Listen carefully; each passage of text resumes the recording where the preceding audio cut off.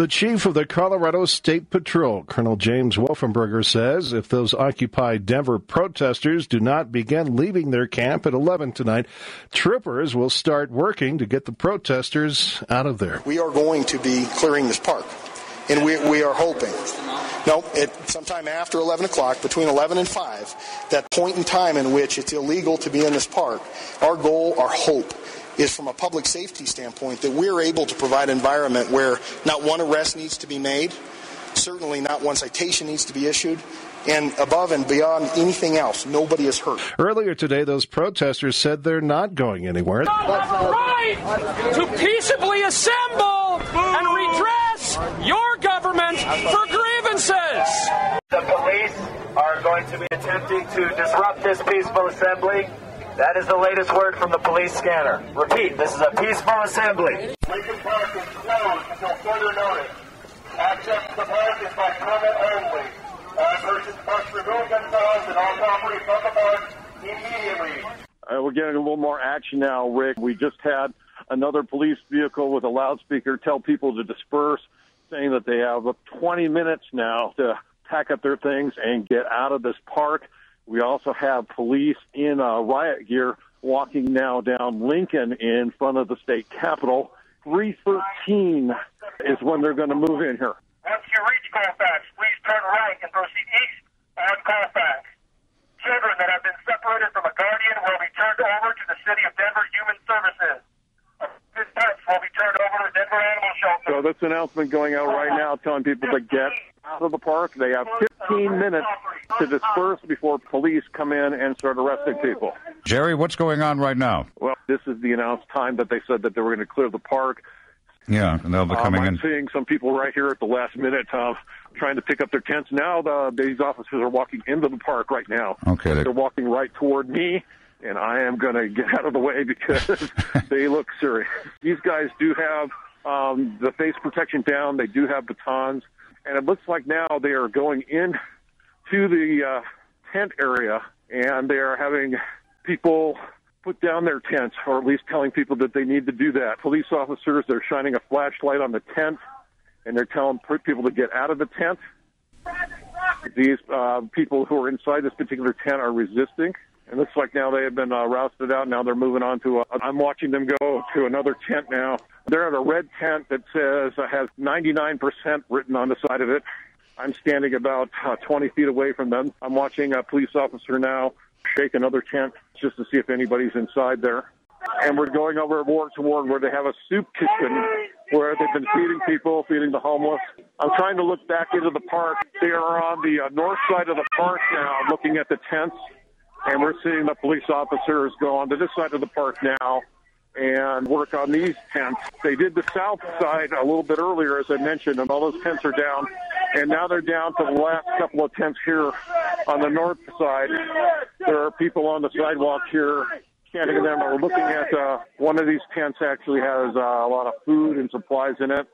And now they're going to go look inside. I'm right just 5 feet away from them. They're looking inside this one tent that has food and medical supplies in there. And people are yelling at them that there's nobody in these tents. It's just food and medical supplies. Appear to be ready to, they're pulling the tent poles on this tent right now. And people are yelling at them that it's the wrong thing to do, that people need that food. And we're seeing now the officers have their face masks down and their batons up and standing in front of these particular food tents as people are really getting up close to their faces and chanting at them. But there is no physical contact that's taking place here. The crowd is now shouting, "Shame, shame, shame," at these police officers as they take down these final two tents. And they are the last two tents here that are left standing in the park, and they won't be left standing very much longer. And now the demonstrators and protesters here have linked arms around a medical tent that they had erected and a kitchen that they have erected, and they were actually chanting, "Occupy the kitchen," because that's about what they're down to. There are some of these structures that they built early on that have a more of a permanent quality to them. 2x4 construction, tarp roofs, and that kind of thing. I'm seeing now police and state troopers filling big orange plastic bags with anything that was left by the campers and possibly even their tents as well here. And now we've got 1, 2, 3 people laying down in the middle of Broadway. And they're right in the middle of the street in the midsection between 14th and Colfax. And now we're seeing some police cruisers forming up again to come down the street. So we're going to have to see what happens when they come upon these people who have chosen to lay in the middle of the street. That's going to come shortly here. Yeah. I'm just going to back away just a little bit because they're coming right up on them right now. Oh, boy. And we're just going to have to see how this is going to go. Because these are definitely people who are saying, hey, we're not moving, you got to arrest me. So we're going to see if that happens. And now they've decided to get up. Protesters in downtown Denver not going quietly. Police have arrested more than 24 people who refused to leave the park across from the state capitol early this morning. 850 KOA's Jim Hooley, he's been out there all morning long and joins us live with the very latest. Jim? Yeah, again, April, we only have a handful of protesters left here, and they have now since crossed over from Civic Center Park. They've gone back over and are now on the sidewalk in front of Lincoln Park where their occupied Denver campsite was there for the past couple of weeks. Some of them dancing, some of them celebrating right in front of the police. The police presence has backed off quite a bit here now, too.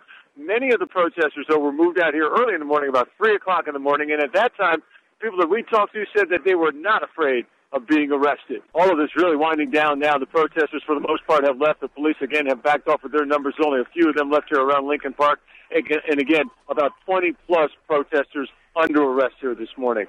850 KOA News Time is 5:01. Severe thunderstorms around the metro area. Scott Enterkin with the National Weather Service. We got a series of thunderstorms moving through the Denver metro area now. Most of the reports have been heavy rain, some small hail, and we're issuing urban small stream advisories right now. The National Weather Service in Denver is issuing a flash flood warning until 8:15 this evening. 850 KOA's Jerry Bell is at 8th and Lincoln with, I understand, tree branches flying around?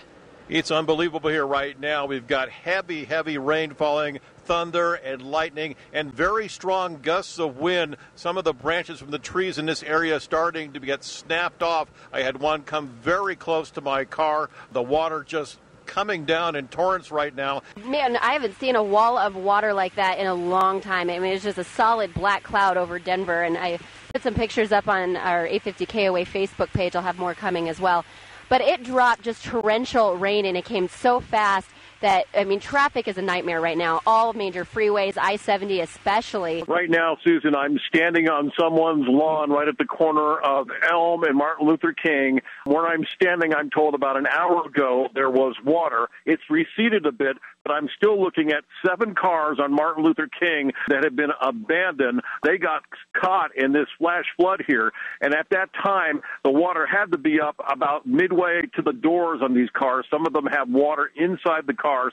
It appears everyone got out of these cars safely. I'm looking right now at one sedan that has water almost up to the hood of the car, a Jeep Cherokee that still has water about 3/4 of the way up onto the wheels. These cars waiting for someone to tow them out of here. The water has receded enough that an RTD bus just did make it through this particular section, but I'm looking at a piece of car debris now that's literally floating down Martin Luther King Boulevard. Cleanup still underway this morning after the skies opened up, swamping the metro area. Many cars and buses left stranded, and for this tow truck driver, the work was nonstop.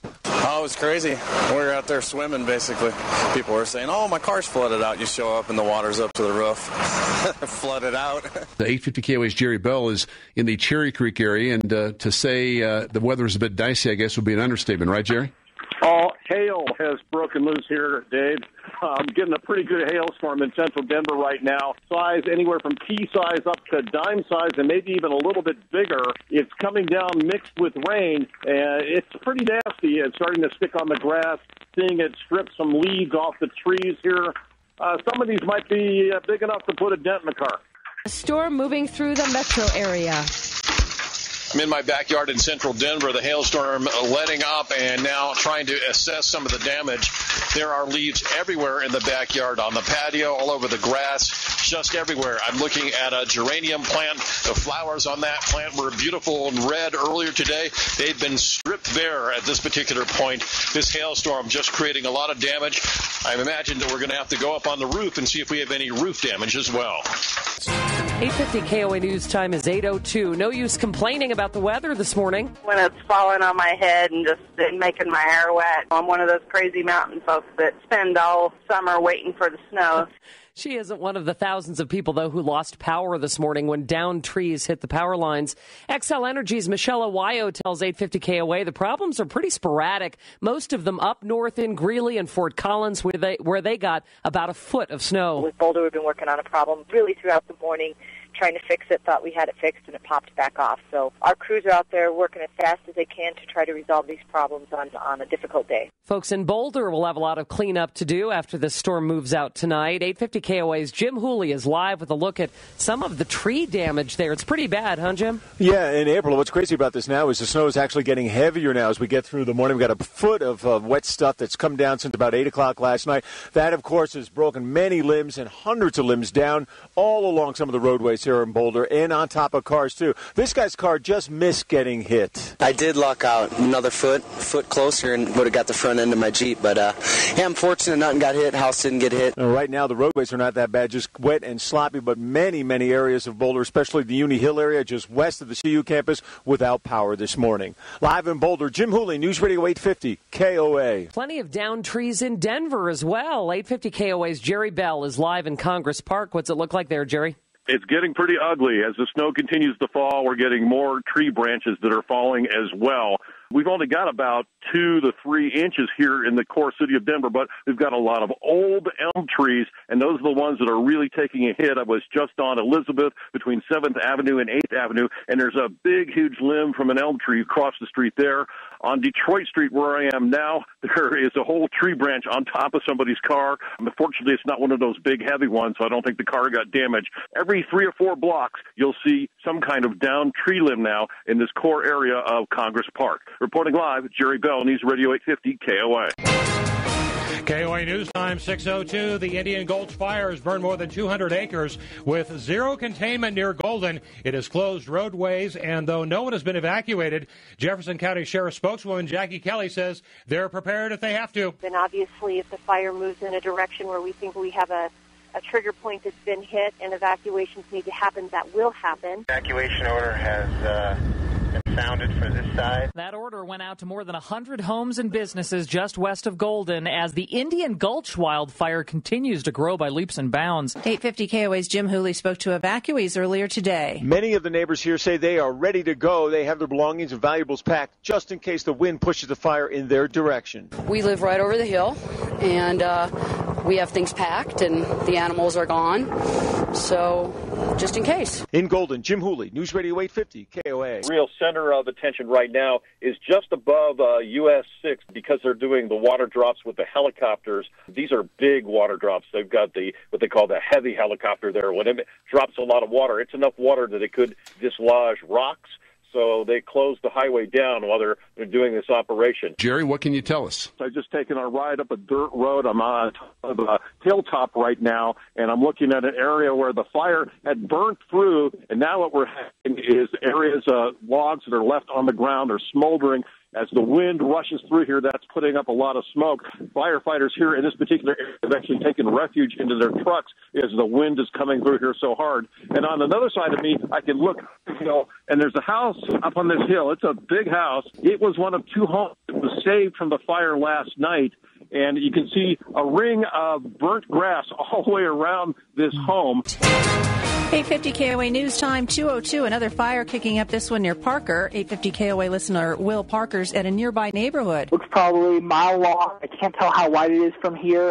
The fire can be seen for miles. 850 KOA's Joyce Jefferson. There seems to be a really huge grass fire, and with the winds whipping out here, probably 30, maybe 40 miles per hour, we're seeing some very black smoke now coming up, and this appears to be about southeast of the intersection of Parker Road and Bayou Gulch. Well, the thing that worries me is the wind, and especially the way the wind's blowing, because I see the fire over here. and it's blowing right in the same direction as our house. 8,500 people evacuated in the Pinery to the Elbert County line due to a wind-fueled fire. This evacuee isn't used to it. Not around here. You know, we've seen the helicopters landing, you know, blocked from my house and all that kind of stuff. It's kind of scary. Well, I got to tell you, and I'm really just doing this all by sight and observation, guys, but in the last 5 minutes or so, it looked like that fire really blew up. We saw a whole bunch of fire trucks race into the area, and replacements here now arriving at the command post area or staging area. What I noticed was a huge difference in the kind of smoke that I was looking at and how it was billowing up into the sky. But this guy has done a phenomenal job, and Vicki, you've seen really his efforts and the people in that helicopter trying to put water on this fire. Absolutely. He single-handedly has saved 2 homes. Direct shots. He is amazing. Wow. And this fire is burning. It's now burning generally in a southeasterly direction, but as we speak, it is burning east along a property line fence. On the other side of this fence are 6 homes. So this is literally on the back doorstep of 6 homes, but they are doing an excellent job keeping that fire line at the fence. There is a fire engine at each one of these homes with their hoses rolled out, trying to fight the fire. And then, of course, that helicopter is trying to stay ahead of the flames and really prevent it from crossing that fence. I grabbed my camera and I went out and I got that helicopter, that Brian guy. I got him just saving house after house. Brian Toomey flies for Rampart Helicopter Services. I didn't do much of anything, pal. It was the guys on the ground, obviously. Everybody was watching them. They were doing all the work. I was just a dump truck in the sky doing what they told me to do. I'd like to tell you that I'm that good, but it's all luck. You know, some days you do real good, your timing's good, just like a golfer or anything else, and then other days you can't hit the broad side of a barn. 850 KOA News. We interrupt the programming for a breaking news story. The White House says President Obama is to make a statement in any moment. The reason for the unusual announcement has not been given. There is word it's national security related. We are going to go to Fox News now for continuing coverage. Fox News is confirming that Osama bin Laden is dead. Tonight, I can report to the American people and to the world that the United States has conducted an operation that killed Osama bin Laden, the leader of al-Qaeda. 850 KOA News Time is 6:02. Colorado U.S. lawmakers are reminding us it's too soon to let down our guard. It does not in any way end the global war on terror. Congressman Mike Kaufman there. He says he's relieved, but warns we will need to be prepared for al-Qaeda to avenge bin Laden's death. 620 on 850 KOA as we continue to follow the aftermath of the capture or killing of Osama bin Laden. It's one thing for those of us on the periphery to be impacted by 9/11. It's another to have someone that you love killed in the 9/11 terror attacks. Our next guest, Sandy Dahl, is the widow of pilot Jason Dahl. He was, of course, killed on United Flight 93. How did you feel when you heard that news yesterday? Actually, I was just as much in shock as I was the day of 9/11, and it is a wish come true for me. I feel Osama bin Laden and Khalid Sheikh Mohammed and the Taliban, and I feel they're a boil on the bottom side of humanity, and he needed to be eliminated.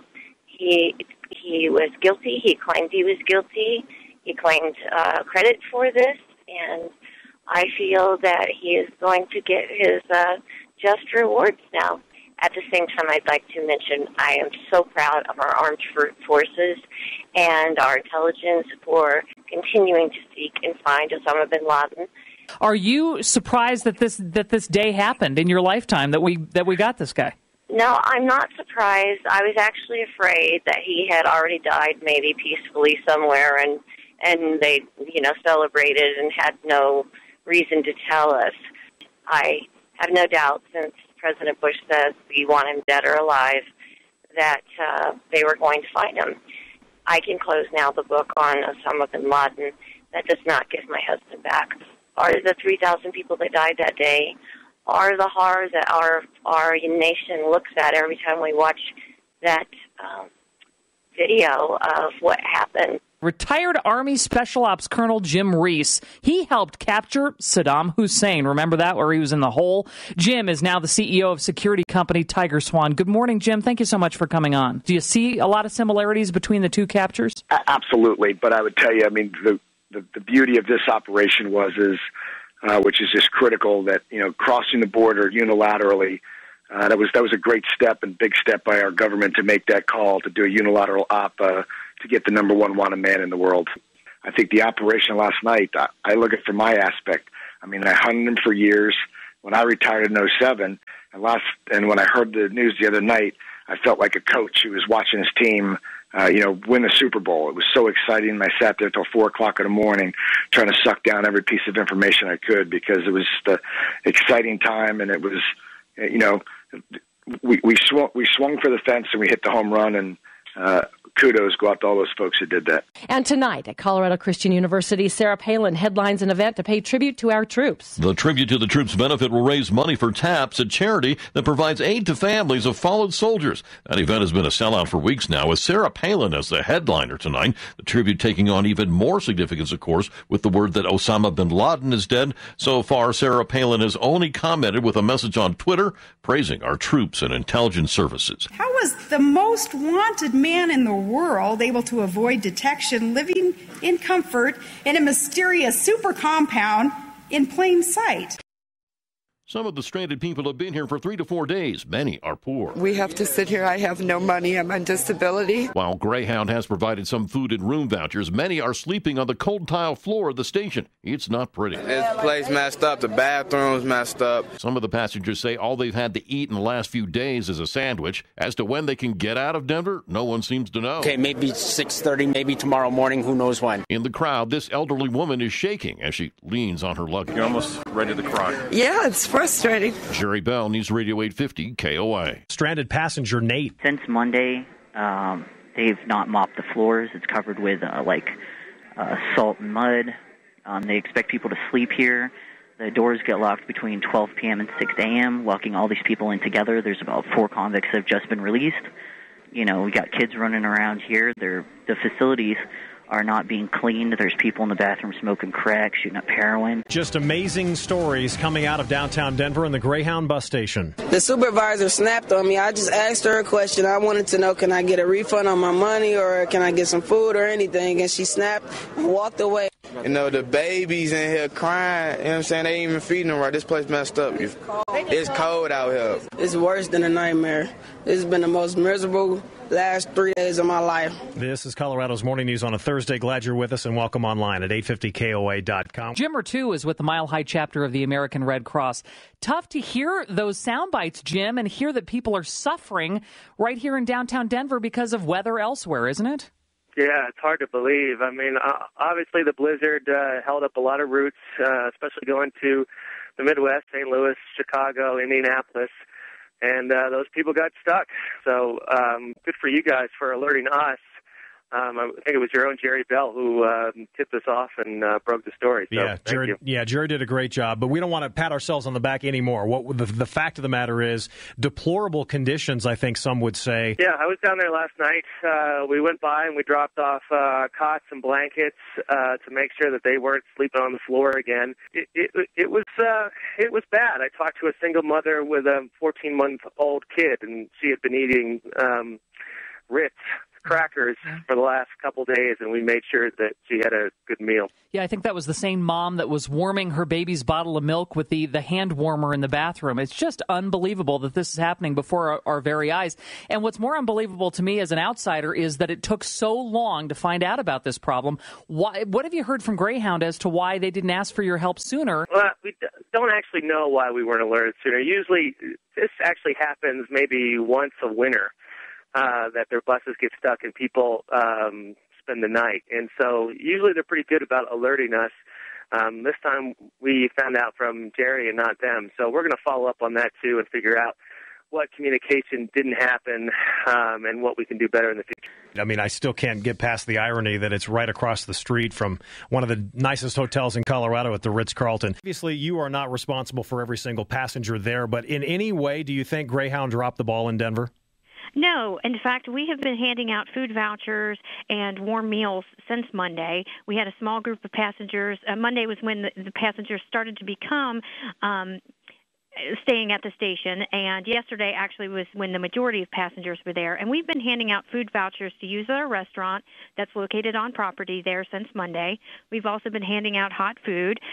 We've also arranged with a local hotel for passengers to stay there as well for a very discounted rate. So we're accommodating people as best we possibly can. Bonnie, our reporter Jim is out there again at the bus depot and has a question for you. Go ahead, Jim. Hey, Bonnie, I hate to disagree, but I'm down here at the Greyhound station and just talked to some people. They were lining up for food early in the morning when the restaurant opened up. They did not have vouchers. Can you explain that? Yes, we were handing out vouchers throughout the morning. We did not hand them out at first when the restaurant first opened because we wanted the restaurant to be able to come in and get set up. So we were handing them out throughout the morning to space out the passengers. One other question from downtown here at the Greyhound station. Some of the people complained over the fact that Greyhound continued to sell tickets even when they knew that the buses were not going to get through. Why would that be? You know, I'm not sure. I don't know the answer to that, but I do know that our tickets are good for up to a year. So if they purchased a ticket today, they could use them at any time. Greyhound is having trouble getting people around, and several dozen people are still stranded at the bus station in downtown Denver as we speak. That's where News Radio 850 KOA's Jim Hooley picks up the story. He joins us live. Jim, I hope it looks a little better than maybe it did this time 24 hours ago. Just a couple of minutes ago, Greyhound put out the wake-up call to the people who have been stranded here. Many of them bunked down. They've been sleeping on cots and blankets supplied by the Red Cross overnight. And many of them can't believe what they've been through. It reminds me of like a hurricane or something that ripped through. It reminds me of an emergency shelter. It doesn't look like a bus depot to me. It looks more like an emergency shelter. My name is Greg Rivera. Roger, how many? I was a great soldier. Greg is 33 and suffers from traumatic brain injury and PTSD. Severe post-traumatic stress. I can be sitting here and get an anxiety attack. Like all troops, he remembers the day. It was near Fallujah. November 9th of 2004. Never forget that day.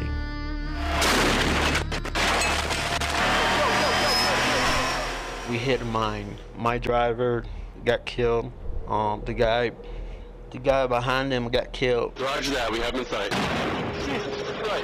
I got injured. I lost my best friend. He died in my arms. Ever since then, it's just been downhill. He came home hurting. I have a brain injury. I had a kneecap here and part of the kneecap there. I had no pain. I felt no pain. I was Superman. You know, I was like, my mind was get him out. Greg was born in Puerto Rico. At 17, on a whim, he flew to Philadelphia. He spoke little English, but enlisted in the U.S. Army. He made staff sergeant in just 4 years. Today, his thoughts are often muddled. His speech is slowed. For most of the past 7 years, he struggled. Well, I lost my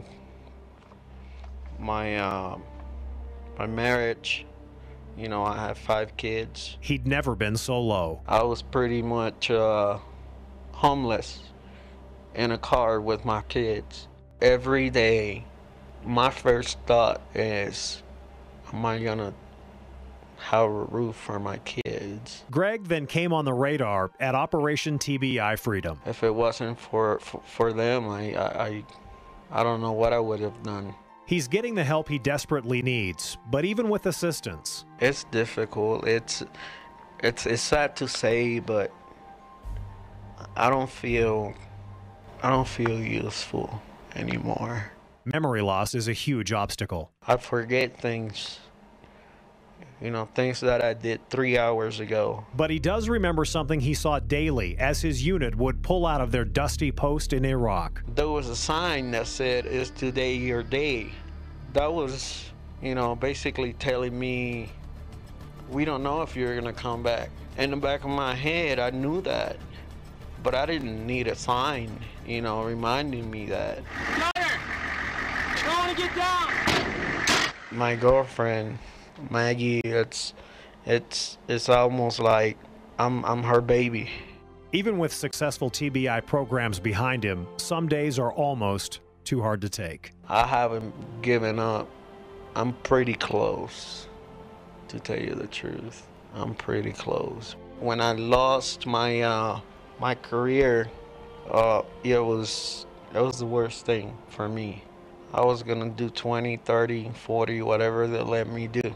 Greg says if he could sign another military contract today, he would. I loved it. If I could do it again, if I could give everything I have right now to go back, I would. The stats are staggering. 1 in every 5 coming home from Iraq or Afghanistan from the front lines suffer some sort of traumatic brain injury. More on Operation TBI Freedom online right now at 850KOA.com. Stephen Tubbs, News Radio 850 KOA, Close Up.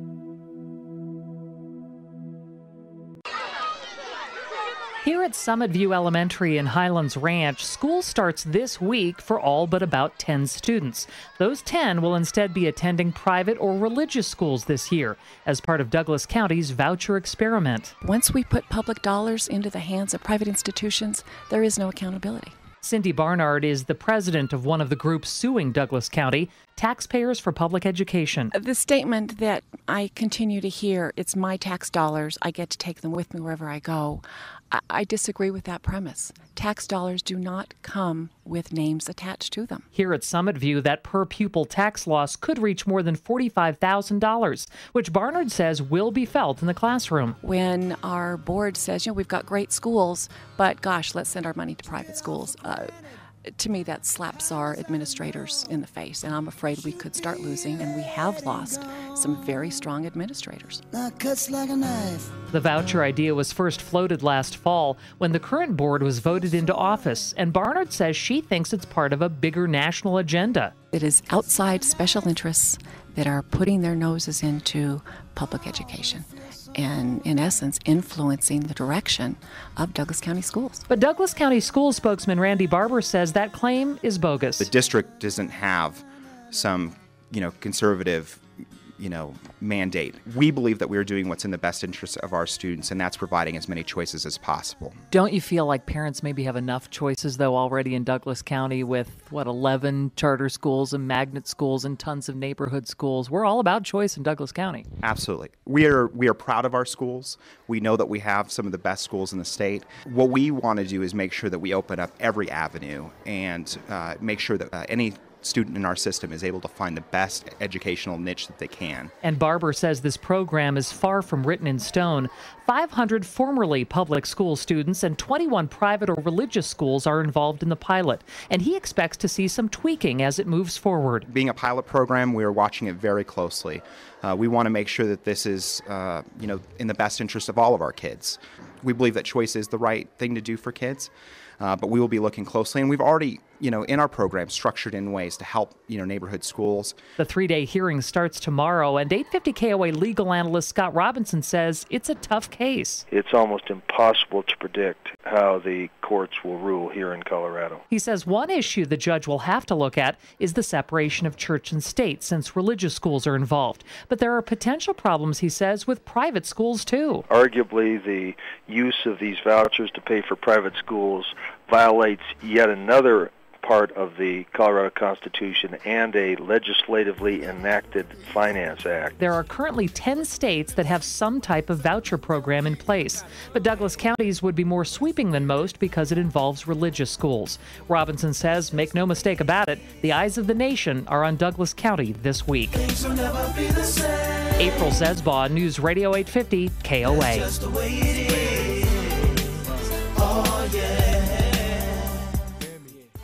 We're walking toward a pond just about a football field away from some new homes at Reunion in Commerce City. We're hunting for mosquitoes, or more precisely, mosquito larvae. Aaron Rosenblum is with Colorado Mosquito Control, the company hired to get them before they get us. This is my handy-dandy dipper. I use it to basically just take samples of water, and I inspect if there's any mosquito larvae in there, then I will go ahead and treat that site. The first dip comes up empty. Those just look like little water aphids. For most of our hunting trip, we find nothing. Good news for now, but the big mosquito months are in July and August. Our next attempt is in some tall grass. Now just gotta kind of fight your way in there. Try not to disturb it too much or they'll dive down. And we find something. Sometimes I like to give it a little shake just in case they're still.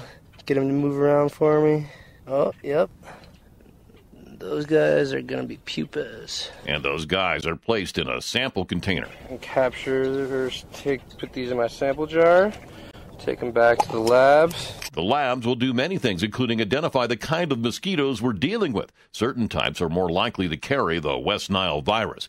Many cities have cut back on mosquito abatement. Commerce City, though, stays at it. Last year, there were 81 West Nile cases in Colorado, and 4 people died. Back in 2007, there were more than 570 cases and 7 deaths. Aaron believes there are mosquito larvae in this pond, so he decides to treat the area with something called Vectobac. So this is the Vectobac, and it looks essentially just like dehydrated corn kernels. And the bacteria is attached to the corn. Once it hits the water, it becomes active. And hopefully we can get some larvae to eat it, and it'll kill the larvae. He uses a blower to spray the material along the edges of the pond. So how does he know if it works? A few days later, he'll be back to check. You'll find dead carcasses floating, and really, it didn't work if you're getting bitten by mosquitoes. So, yeah. Jerry Bell, News Radio 850 KOA, close up. First of all, where exactly are you? I decided to take lunch in the right-hand lane, 55 feet from the exit 2A there at Vasquez, off of 270 eastbound. I know right where you are. Well, okay. So what do you see? I see a big freaking pothole that's been here for 6 months. These guys, they're the worst. And when they fill a pothole, they don't press it down like they used to do. They let the cars drive through it, and so it sinks. Well, these have all blown out. And I've hit this thing now probably over the last 4 months. I can't tell you how many times. It's hard to avoid. You got people driving off to the shoulder. So today I hit it, and I said, that's it. There was nobody behind me. I backed up. I put the thing in the park. I got the 4-ways on, and I'm taking lunch until the state gets out there and fills these potholes and takes my insurance claim. And, the cops can say I got to move until they're blue in the face, and I'm not moving 1 inch unless they tow me or fill that pothole. So how many people actually are backed up behind you? Well, I just see a sea of cars. Stacy Stegman from CDOT joins us. This has been an area that's been problematic for us for a while now. We've had problems with this bridge. It's an old bridge. The expansion joints have been leaking, so we've been doing hot mixes. We've been doing cold mixes. We've been doing everything to kind of patch this road and try to keep it together. But every time we have a little bit of weather or something like that, we go right back to where we were. On a day like today, it's the same thing. We try to get out there. Our crews in this area work nights, and so I'm sure they would be spending most of their night out there trying to fix it again tonight. Okay. Well, Stacy, the only good news is Mark has kind of cleared the path for you because he is blocking the whole area. Well, tell him. I mean, that's not the safest place. That's not the safest place for him either. We worry about that, and certainly don't want him to, end up in an accident because of that. But we know this is hard. We're trying to fix it. We're trying to stay on top of it. 6:02 now on 850 KOA. Go ahead and explain this one. Go ahead. You just can't. It wasn't pretty, but it was sure exciting at the end at Sports Authority Field. Tebow escapes and he can run. 25-20. Tebow 15. Inside the 10. Inside the 5. Are you kidding? Tim Tebow, Denver touchdown.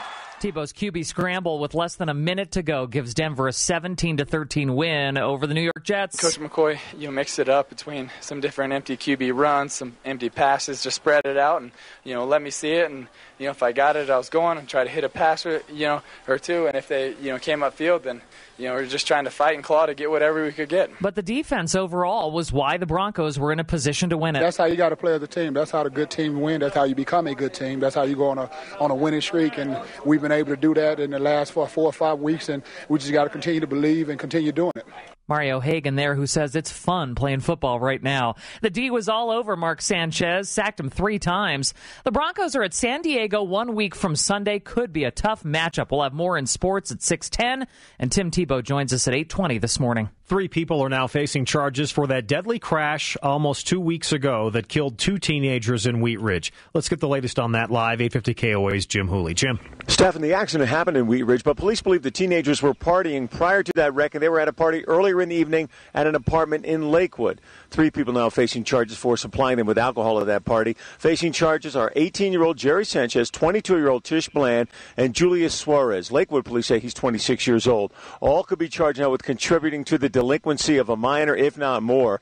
The information now being handed over to the Jefferson County District Attorney, who will decide on filing those charges. Jim Hooley, News Radio 850 KOA. Now to El Paso County. A teacher at a Baptist school there is now accused of sexually assaulting a student. Hilltop Baptist School's former principal and 2 church pastors have also been charged for not reporting the abuse. The charging documents allege that 32-year-old Tara Rawlings had sex with a 15-year-old boy during the 07-08 school year and the following summer. The sheriff's office says that one of the 2 pastors charged is Rawlings' father, Associate Pastor Raymond Knight, and the other is her uncle, Franklin Knight.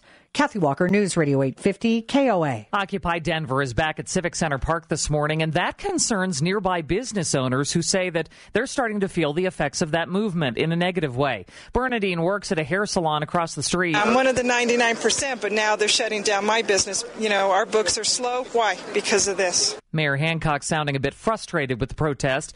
The police force has asked for an extra $200,000 to police the demonstrations. The bottom line is that we cannot afford to continue to do this, but we're trying to do everything we can to make sure we continue to minimize the cost to the public. And the mayor says protesters will not be allowed to block streets or break the law. The city of Aurora is settling with a man who was shot and paralyzed during a police chase last March. They've offered to pay $215,000 to the 18-year-old who was shot while driving toward an officer who caught him robbing car parts from a storage yard. Aurora Police Chief Dan Oates says they settled because the officer violated police policy by using deadly force. So you think you can live to 90? More Americans are. Census figures show nearly 2 million, triple the number back in 1980. A century ago, only about 100,000 Americans were 90 or older. On the other end of the spectrum, we're hearing less of this in America. That's because there are fewer newborn babies. The Centers for Disease Control says in 2010 there were just over 4 million births. Rates dropped for all women under age 40. And Stephanie Ventura with the National Center for Health Statistics says the birth rate for women in their 20s fell 6%, and for teens, 9%. Experts say better birth control could be one reason, but more likely it's the economy. Fox's Hank Weinblum reporting. It's 6:06 on 850 KOA. This is Colorado's Morning News. You were weighing in this morning on Facebook. Did you really think the Broncos would be where they are right now in the season at 5-5? Jeremy just wrote in, wow, I really thought the Broncos would surely win this one. I was really surprised when Tebow scored that touchdown. I don't know how the Broncos keep winning like that. Thanks, Jeremy. 6:06, back in 2 minutes with traffic and weather together next.